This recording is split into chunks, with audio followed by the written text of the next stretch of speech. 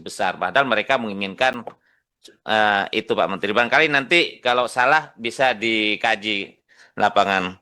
Karena itu Pak Menteri yang saya hormati, ini waktu 13.26, ada waktu sekitar setengah jam sampai jam 14 untuk menjawab semua pertanyaan dan dapat memuaskan. Kalau saya sampai sore juga nggak apa-apa. Wah, Cuman Pak Tamsil yang keberatan kali. Ini udah saya jawab ya. Terima kasih Pak Ketua. Kalau saya lihat, oh, ini semuanya menggebu-gebu. Saya tulis aja hampir per buku nih. Pertanyaannya nggak ada yang gampang, semuanya susah. Tapi itulah ekonomi. Kita berhadapan dengan suatu scarcity apa, kelangkaan. Jadi pintar-pintar kita mengatur apa yang kita punya biar hasilnya optimal. Jadi pasti nggak semuanya kepenuhin, tapi kita coba cari yang maksimum buat kita semua seperti apa. Tadi pinjaman daerah banyak ya tadi. Saya jawab dulu pinjaman daerah. Kita emang bisa dapat langsung Kementerian Keuangan. Tapi begini, kalau ada proyek pinjam ke kami nggak ada orang untuk menilai proyeknya bagus apa enggak. Jadi kami akan tugaskan SMI untuk bekerja sama dengan perusahaan daerah atau apapun sehingga clear hasilnya. Karena kan mereka didesain untuk menilai proyek bagus apa enggak, bisa return apa enggak, kelayakannya seperti apa, returnnya seperti apa. Jadi kami serahkan ke mereka. Kemarin agak tinggi kan, 2% ya? Bentar, berapa sih? Sebelum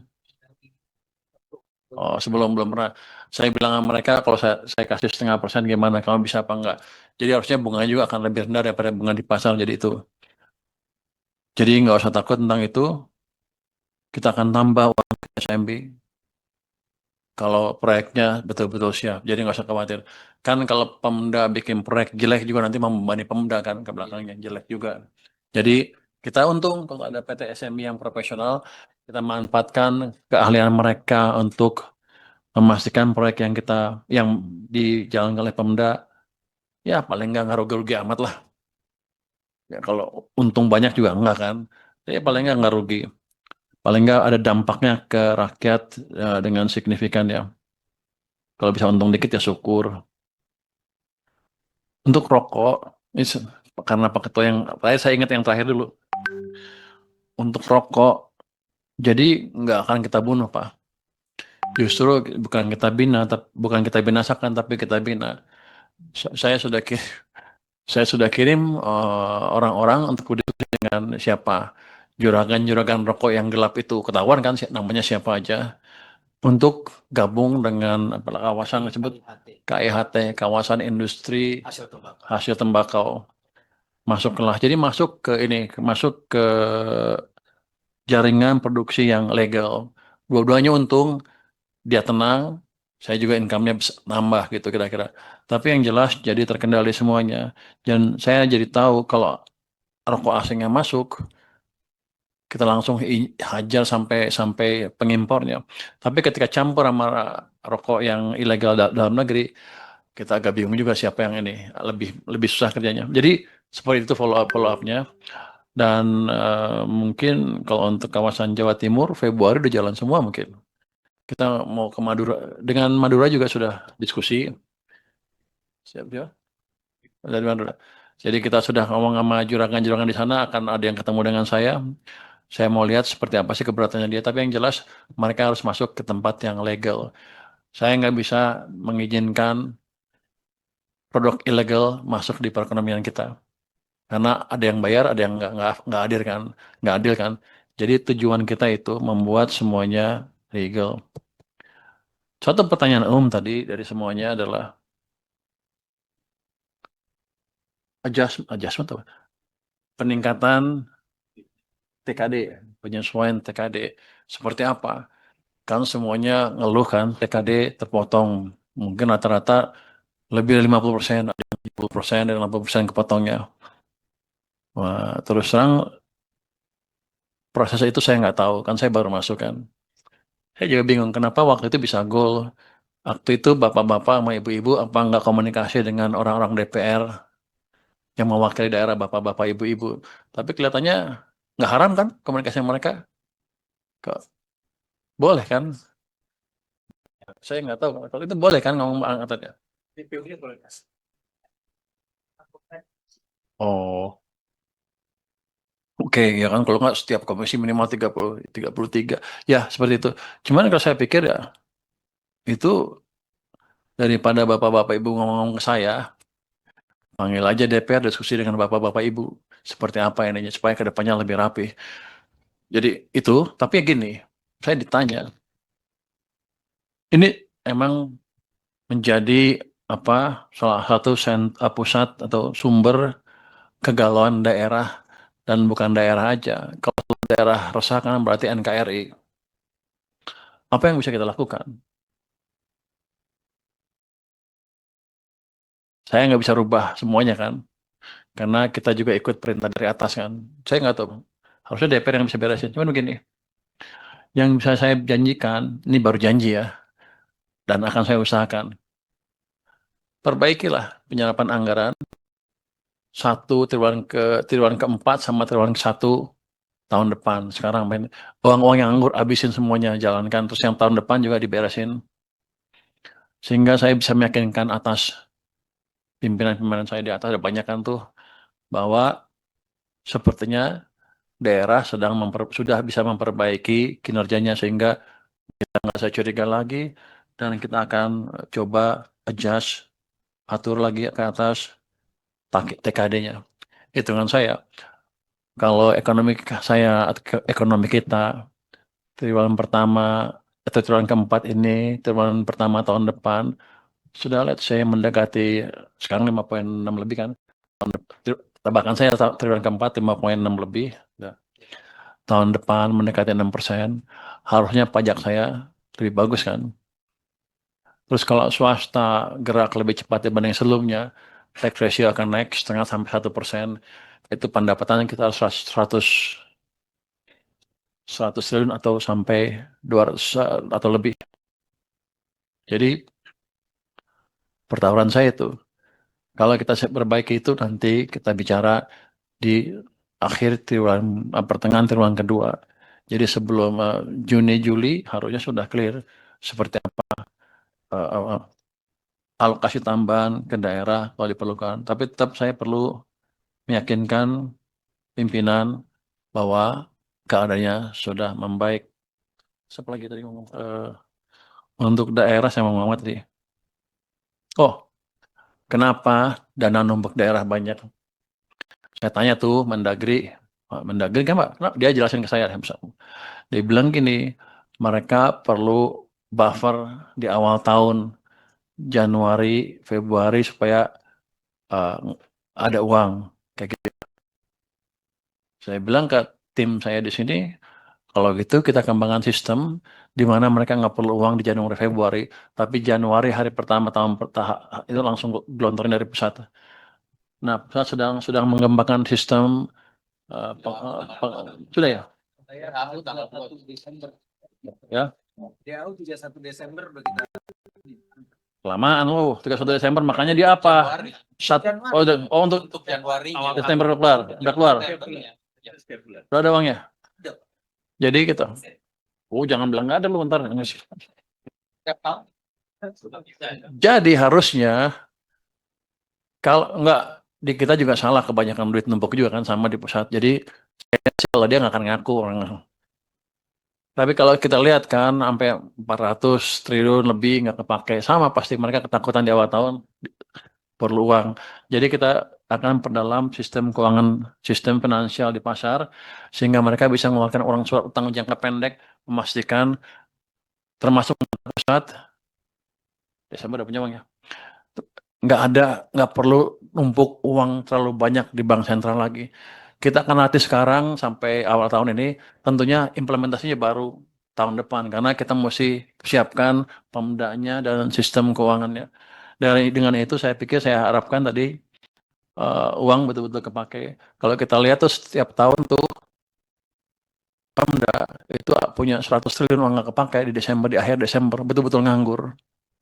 Jadi kalau 100 triliun itu bisa dipakai ya udah, itu ada tambahan 100 triliun belanja di ekonomi. Karena kita akan pastikan dari pusat akan lancar. Saya minta Pak Prima nih bagian bagi-bagi uang, bagi-bagi uang ya. Supaya sistemnya lebih baik. Itu antara yang apa?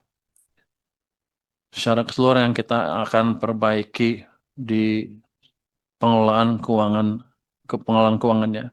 Jadi harusnya sih dengan itu aja ekonomi kita akan tumbuh lebih baik lagi ke depan. Tapi tadi kalau untuk penambahan saya perlu masukan atau dukungan dari Pemda juga. Kalau enggak, saya nggak akan bisa bicara karena kecurigaannya seperti itu di daerah nggak efisien katanya. Bukan saya aja kan, Bapak juga tahu gitu. Ada data kelihatan sekali ada 100 triliun setiap tahun nggak kepakai on average rata-rata ya. Itu mungkin yang umum, yang khusus-khusus. Hah?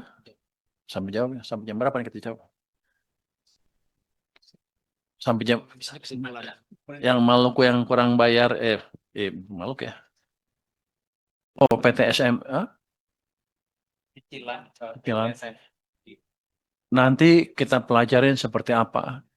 Karena begini, begitu nggak bayar, kalau bank sih catatannya langsung nggak bayar, merah. Nanti kita bicarakan dengan PT SMI seperti apa. Kita kasih treatment tertentu, tapi saya akan bicara dengan PT SMI. Kan nggak banyak juga, kan? Nggak semua Pemda punya pinjaman. Oh, Mungkin di restruct Bu bikin maksudnya. apa, Bu? Itu bikin apa? Jadi waktu itu kami dapat pinjaman sekitar 700 miliar, Pak. Terus Jadi waktu itu ada beberapa proyek yang dikerjakan. Nah, sekarang kan dia harus dicicil. Karena ada efisiensi ini, kan itu dianggap juga cukup berat untuk mengatur sesuai dengan kebutuhan yang sudah dianggarkan. kalau pinjam Begitu, Pak. 700 bukan nyampe 100 ya? Berapa persen bukannya? Oh, kumulatif. Iya, udah kumulatif. Jadi nggak bayar terus selama ini. Bayar terus, Pak, tapi hanya untuk efisiensi ini aja kami minta kalau bisa ditangguhkan.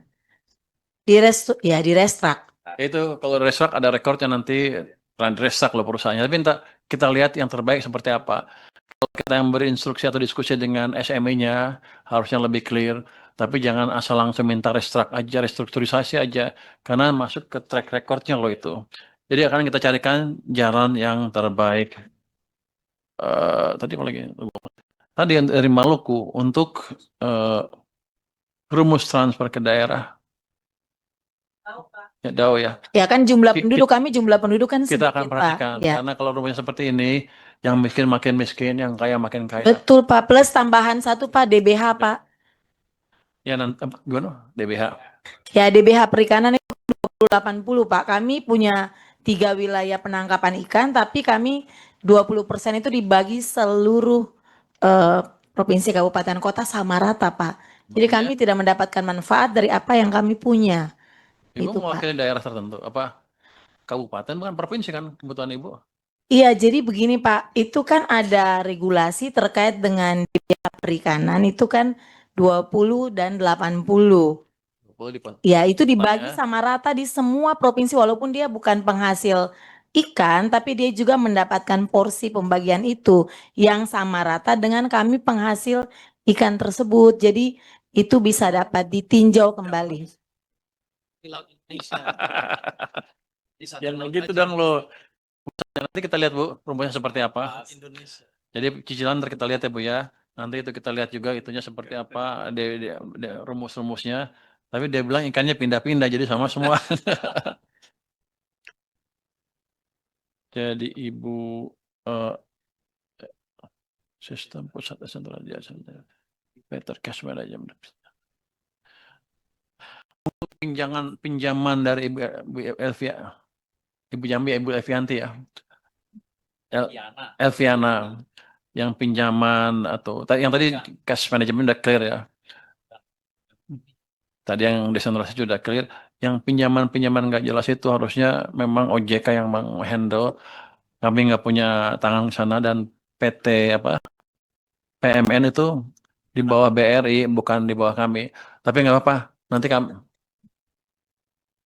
Nanti kami panggil BRI-nya sama PMN-nya suruh menjelaskan apa yang terjadi, kenapa di reorder lagi perusahaan-perusahaan sehingga banyak tukang pinjam yang nggak jelas itu. Kita beresin tuh, Bu. Iya, Bu.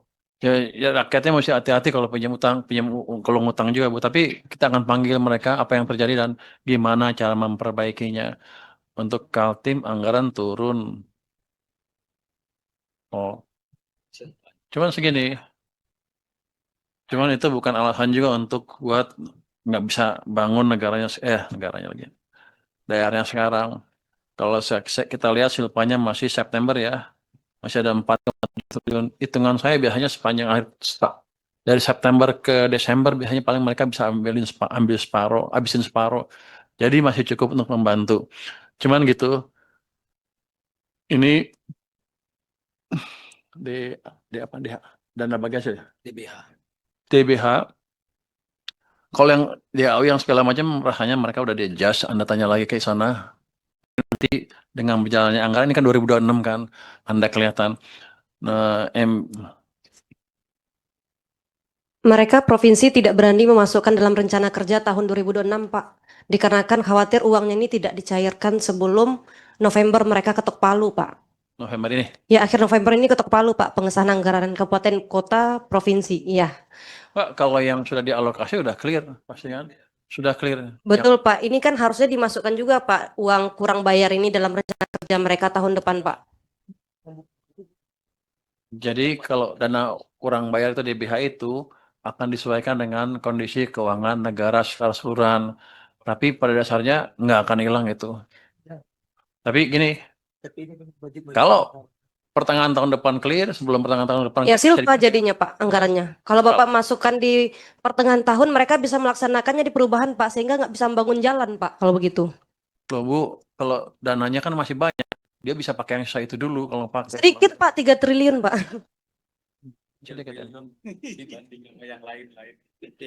Kalau itu 3 tahun sampai akhir tahun pasti ada sisa 1 triliun akhir Desember. Kalau saya nggak salah tebak ya. Karena statistiknya begitu, pemerintah pusat juga begitu, daerah juga begitu. Dari situ ke sana separuh nggak bisa dihabisin. Jadi yang itu dihabisin aja dulu. Kalau ini. Nanti jadi yang ini akan kita adjust semaksimal mungkin ya. Banyak daerah yang WA saya juga, cuman begini. Ini kan waktu saya masuk kan ekonomi lagi melambat. Karena melambat, pendapatan pajak juga kurang kan, turun. Jadi semuanya direm ke bawah. Jadi kasih saya waktu sedikit, 6 bulan ke depan, sampai triwulan pertama udah kelihatan kan, April udah kelihatan lebih jelas lah kita bisa diskusikan. Nanti di situ kita adjust.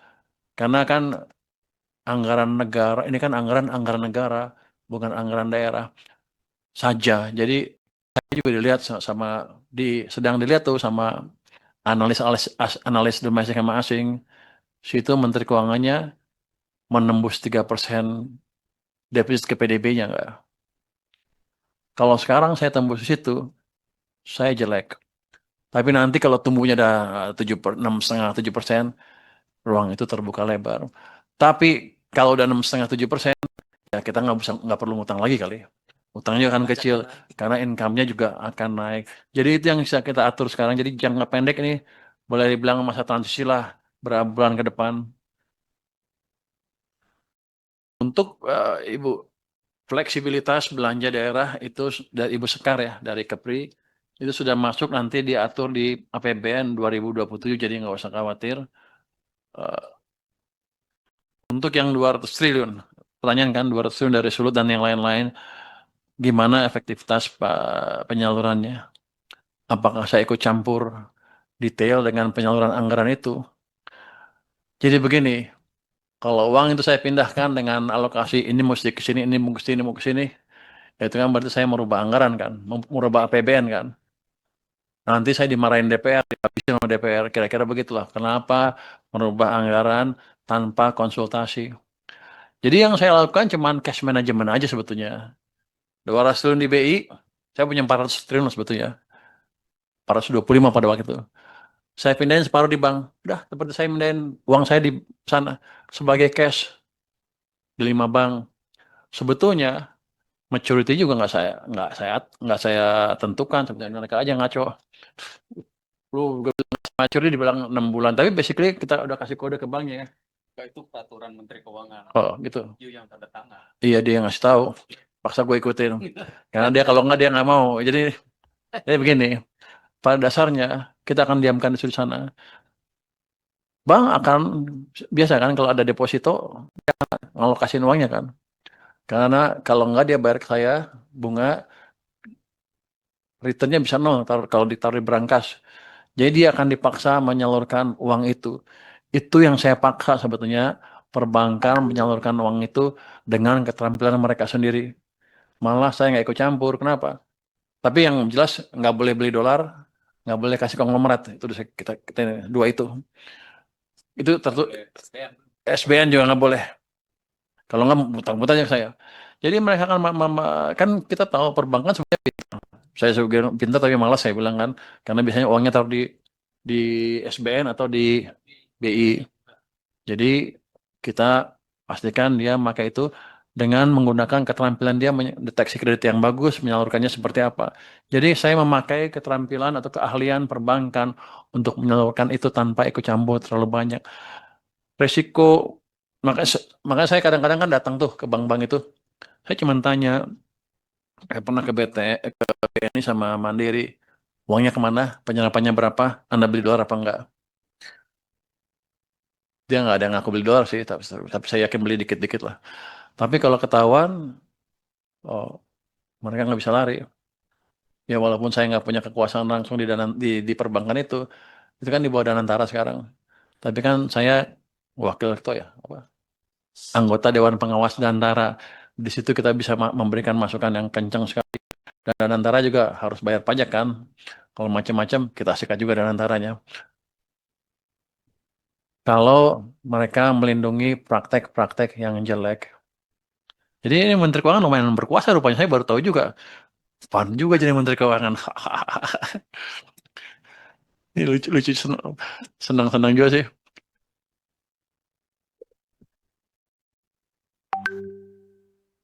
Jadi, satu lagi. Jatah kur sudah habis. Yang tadi. Itu informasi yang salah.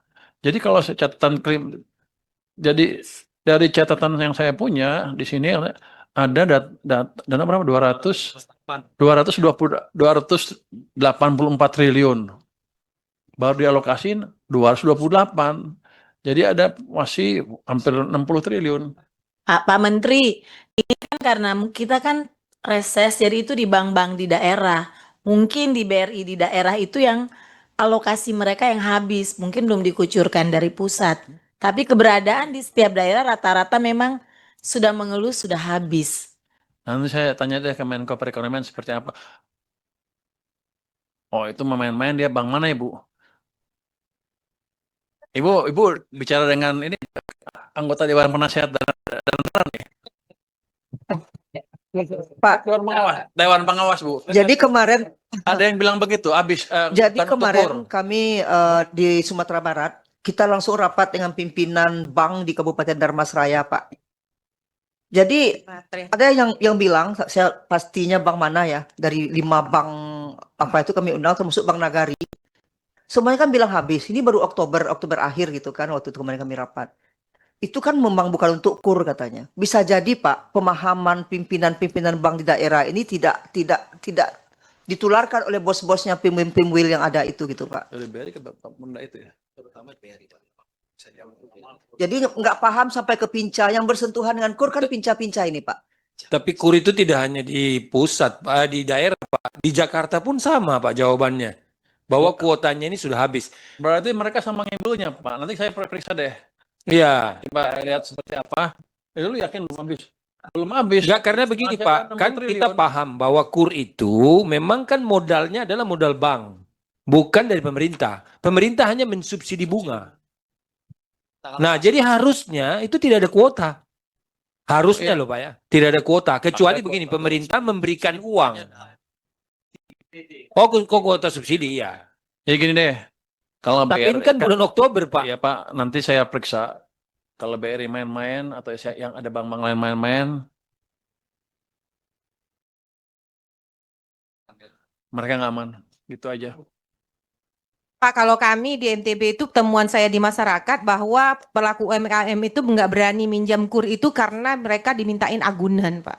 Jadi banyak sekali saya bilang mana datanya minta langsung agunan bank mana. Enggak, Bu. Kalau dia atas 100 juta kayaknya pakai agunan, tapi di bawah Di enggak. bawah 100 juta, Pak. 1 sampai 100 juta itu kan tidak boleh agunan, Pak. Nah, itu banyak sekali pelaku UMKM nggak mau minjam karena agunan mereka diminta. Dan itu temuan banyak, Pak, di masyarakat. Oke Bu, kalau gitu ini jelas kan KUR ada masalah di KUR. Saya akan investigasi seperti apa implementasinya. Kalau mereka main-main, ya hati-hati aja itu kira-kira. Kalau saya sikat nanti ribut lagi orang-orang. Bukan urusan kamu. Tapi biar aja, pajaknya gue gedein ya biar susah hidupnya. Enggak, tapi gini, itu kan nggak bertanggung jawab kan. Itu program pemerintah yang harusnya untuk UMKM. Untuk UMKM, kenapa mereka berhentiin? Padahal yang ada juga katanya sebagian besar bukan UMKM juga yang dikasih. Peminjam lama juga katanya, tapi dapat subsidi bunga dari saya. Saya rugi banyak. Jadi saya orangnya pelit. Pokoknya kalau saya nggak mau rugi, nanti saya periksa itu. Nanti siapa yang pegang di sini? Lu yang pegang. Lu bisa meriksa nggak lo? Irjen. Orang kamu ada berapa? Pegawai kamu ada berapa? Saya punya. Enggak. Dia punya 6.600 orang di seluruh Indonesia, jadi cukup dia kita beresin nanti Pak. Jadi itu suatu yang emang dulu pengen kita periksa. Cuman kan itu bukan program Kementerian Keuangan. Nanti kalau ada yang ribut, bapak-bapak ibu jagain saya ya. Nanti dia bilang, lu ikut campur kementerian lain. Ya aduh. Tapi ini kan uang saya dan saya nggak ngelihat dampaknya ke UMKM dan selama ini semuanya ribut masalah itu UMKM nggak dapat KUR. Agak aneh emang sebetulnya untuk saya. Ya lumayan dipakai namanya paling nggak. Buat UMKM. Jadi UMKM itu sering dipakai namanya. UMKM adalah tulang punggung ekonomi Indonesia ketika krisis, gitu kan? Nggak runtuh, masih bertahan. Tapi begitu survive, dilupain dia. Nggak ada program, nggak ada kredit yang jelas. Jadi saya beresin nanti ini. Gua boleh nggak gue beresin? Menko, Pak. Ke Menko. Pak. Saya beresin sama Menko ya. Tapi nggak, kalau emang nggak itu, saya berhentiin uangnya. Kalau emang nggak tepat sasaran, saya berhentiin uangnya. Subsidi bunga saya berhentiin, biar aja. Oh, uang tadi. Permenko juga, Pak. Ini. Jadi Penyalur. pengelolaan Pak. Jadi gini, saya kayaknya royal, tapi nggak royal amat, pedit malah. Saya hitung si bank-bank yang Himbara itu kan relatif bagus. Mulai cukup besar. Kalau ada apa mereka nggak mungkin macam-macam dan saya lihat, saya kan di LPS juga, saya tahu berapa yang dijamin oleh LPS di masing-masing bank itu. Jadi saya berani di sana. Kalau BPD itu cuma 2 miliar per nasabah per bank kan, kira-kira begitu ya. Tapi kita akan lihat mana BPD yang kuat, yang bisa menerima uang itu. Ketika teman saya suruh tanya, nah, Jawa Timur kuat berapa? Kuatnya berapa dia awal bilang? Cuma bisa terima 2 triliun. DKI 1 triliun. Jadi tadi saya bingung begitu dia minta, begitu saya oke, saya eksekusi. Saya kasih 10. Nggak berani, cuma 1. Jawa Timur minta berapa? Saya 10. Cuma 2. Wah, kalau 1,2 ragu. Itu kan yang kuat-kuat kan. Yang lain pasti mampunya lebih kecil lagi. Jadi saya pikir lebih bagus saya hidupkan dulu ekonominya. Nanti kalau demand itu naik, baru mereka minta lagi. Jadi program saya itu dulu sekarang menjaga pertumbuhan ekonomi dengan ini yang ada ini. 200 triliun sudah berdampak kan saya perlihatkan tadi kan ke ekonomi. Kalau kurang saya tambah lagi ke bank-bank tadi. Jadi daripada uang saya nongkrong di bank sentral, saya taruh di bank itu biar banknya pada mikir. Ya mereka keberatan, tapi mereka nggak tahu. Kalau uang udah masuk ke perbankan, udah nyampur kan. Pakai yang mana dia nggak tahu. Banyak. Pokoknya dia akan keluar. Dia ngakunya cuma segini, padahal enggak. Yang lain itu sumbernya sama juga dari situ. Udah nyampur uangnya.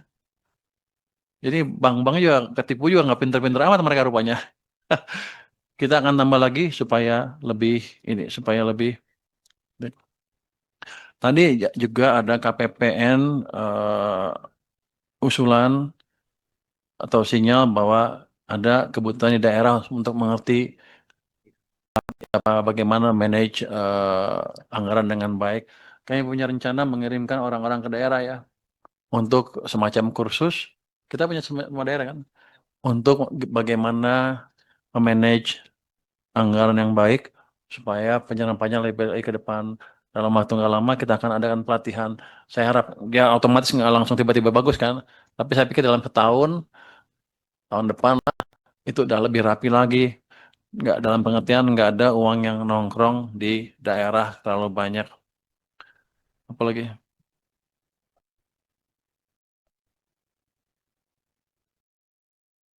Dia bilang cukup-cukup seperti mereka takut saya salah ngomong, bro ya. Hah? Udah jam 2. Oh, udah jam 2. Kira-kira itu jawaban dari saya terhadap berbagai masukan yang tadi diutarakan. Saya pikir bagus sekali diskusinya. Nanti yang belum terjawab akan kita jawab secara tertulis dan kami akan follow up secara tepat waktu. Terima kasih. Wassalamualaikum warahmatullahi wabarakatuh. Assalamualaikum warahmatullahi wabarakatuh. Terima kasih Pak Menkyu sudah menjawab beberapa pertanyaan meskipun masih ada 60% pertanyaan yang belum dijawab, tapi secara umum sudah dijawab oleh Bapak Menteri. Nanti sesuai janjinya Pak Menteri akan dijawab secara tertulis dan bahkan mungkin akan dijawab pada pertemuan-pertemuan yang akan datang. Kalau kami Pak, memang Komite 4 siap Pak bertemu Pak Menteri sampai subuh pun kita siap. Cuman katanya tadi Pak Waka yang belum siap. Ada acara lain bersama Pak Menteri. Baik Bapak Ibu sekalian, sebelum kita tutup raker ini, kita akan membacakan kesimpulan rapat dulu Pak Menteri. Saya persilakan. Baik. Kesimpulan rapat kerja Komite 4 Dewan Perwakilan Daerah Republik Indonesia dengan Kementerian Keuangan dalam rangka pembahasan terkait pengawasan atas pelaksanaan Undang-Undang Nomor 1 Tahun 2022 tentang hubungan keuangan antara pemerintah pusat dan pemerintah daerah yang difokuskan pada implementasi Undang-Undang HKPD dalam meningkatkan keadilan fiskal, optimalisasi PAD, dan penguatan kapasitas fiskal daerah Senin 3 November 2025. Setelah mendengar pemaparan dan tanya jawab secara intensif antara Komite 4 DPD RI dengan Kementerian Keuangan, diperoleh kesimpulan sebagai berikut. 1. Komite 4 DPD RI mengapresiasi kebijakan fiskal pemerintah yang menurunkan yield SBN ke 5,9, memperkuat likuiditas dan mendorong ekspansi kredit produktif. Namun DPD RI menekankan pentingnya memastikan penurunan biaya benar-benar dirasakan oleh sektor real dan UMKM di daerah. Yang kedua, Komite 4 DPD RI mendukung langkah Kementerian Keuangan dalam restrukturisasi pajak dan retribusi daerah, serta perluasan basis pajak melalui opsen dan integrasi data perpajakan pusat daerah. DPD RI juga menekankan perlunya percepatan digitalisasi sistem perpajakan daerah dan peningkatan kapasitas aparatur keuangan daerah agar target PAD dapat tumbuh di atas 30% terhadap pendapatan daerah.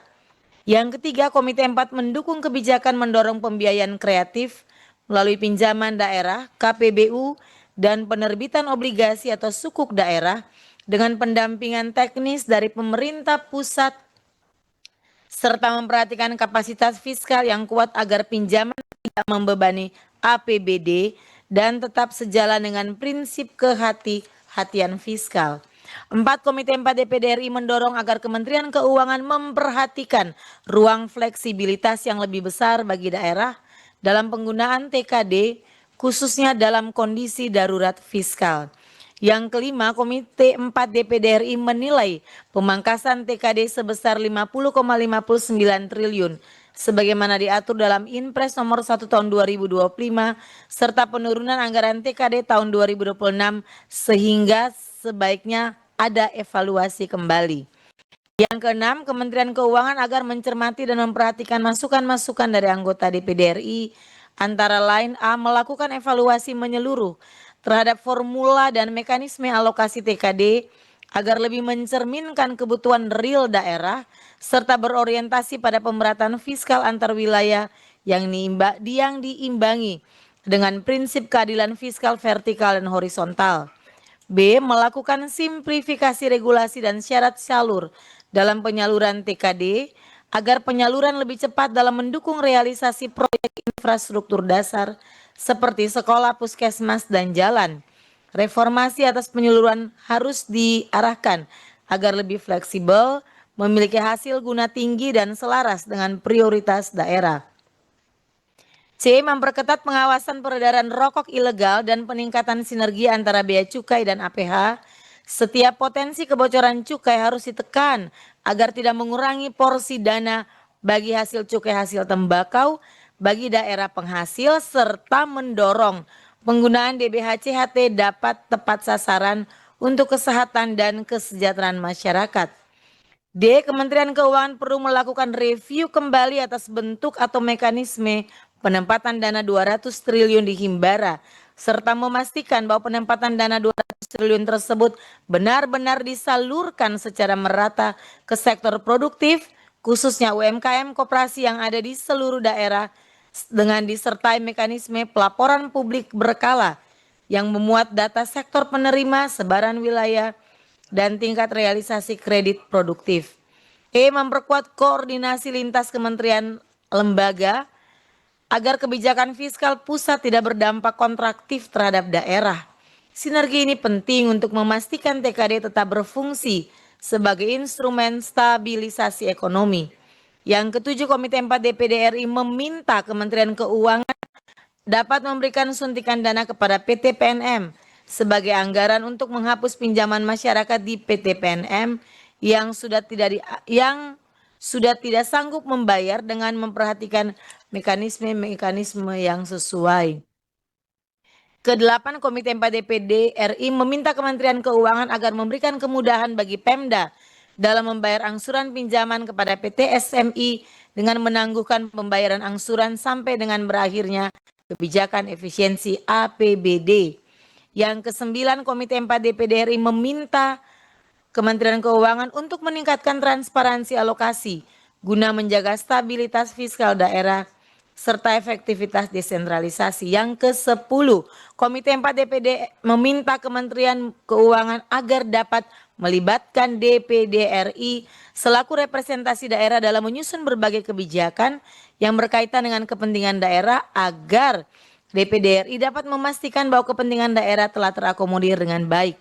Yang ke-11, Komite 4 DPD RI dengan Kementerian Keuangan sepakat untuk memperkuat sinergi kebijakan fiskal pusat daerah, terutama dalam meningkatkan efektivitas TKD dan PAD, mempercepat belanja produktif, menjaga keseimbangan fiskal, vertikal dan horizontal, serta meningkatkan akuntabilitas pengelolaan keuangan daerah sesuai amanat Undang-Undang HKPD. Yang terakhir, Kementerian Keuangan akan menyampaikan jawaban secara tertulis atas pertanyaan-pertanyaan anggota Komite 4 DPD RI dan menindaklanjuti rekomendasi DPD RI secara kelembagaan. Pak Menteri, dari 12 kesimpulan ini adakah yang perlu disempurnakan? Silahkan.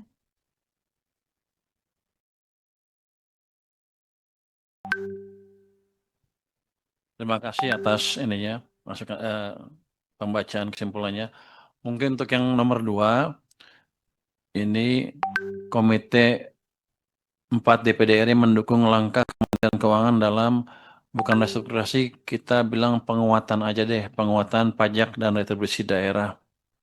Itu, jangan restrukturisasi kalimatnya. Nanti itu terus yang lain, nomor 5 ya. Yang nomor 5,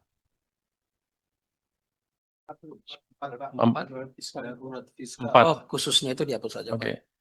Mulai khususnya itu dihapus. Khususnya nggak usah ya. Nomor 4, Komite 4 DPD RI mendorong agar Kementerian Keuangan memperhatikan ruang fleksibilitas yang lebih besar bagi daerah dalam penggunaan TKD. Titik aja. Titik saja. Kondisi, oh ya, kita nggak darurat fiskal, Bu. Nanti message-nya ini keluar, Iya.